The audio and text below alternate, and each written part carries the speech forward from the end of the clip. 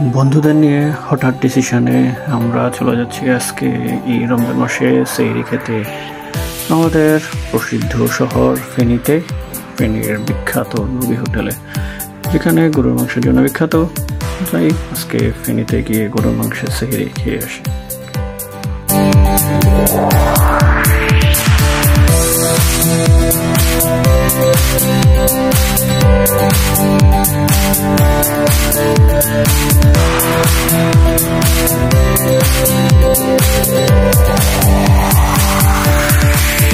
তো অবশেষে আমরা নোয়াখালী থেকে পৌঁছে গেলাম ফেনীতে।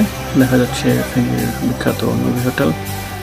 চলেন নবী হোটেল প্রবেশ করি এবং এই রাতের বেলা তাদের গরুর মাংসটা টেস্ট করি।